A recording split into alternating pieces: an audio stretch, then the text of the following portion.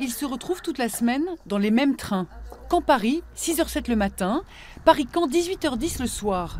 Ces navetteurs, comme on les appelle, sont aussi au bureau de l'Union des usagers du Paris-Cherbourg. Une liaison malade dont ils tiennent les comptes.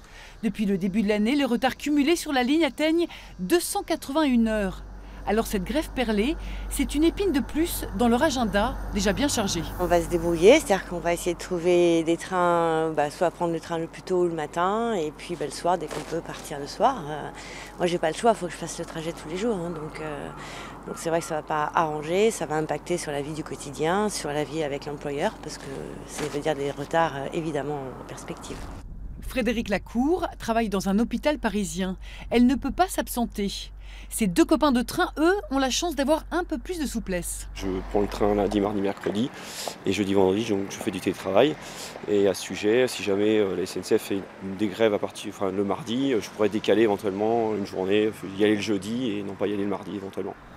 Tous attendent de voir le suivi de cette grève, mais aussi les moyens déployés par la SNCF pour assurer un service minimum. Pas question de payer davantage pour voyager. Moi, entre Caen Paris, c'est 417 par mois. S'il faut qu'on commence à se rajouter encore plus des frais de substitution, à un moment donné, ça commence à faire beaucoup. Les autres solutions, le covoiturage bien sûr, mais aussi les bus. Ils partent tôt de Caen, mais mettent plus de temps à rejoindre la capitale. Les usagers sont souvent des clients ponctuels. Je vais assister à une soutenance de thèse d'une petite fille que j'ai vue naître.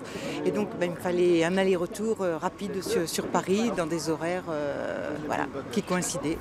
Un aller-retour à prix très avantageux, moins de 10 €, car réservé il y a 15 jours. Ces bus pratiquent une tarification dynamique. Les prix augmentent en fonction de la date de réservation et du taux de remplissage.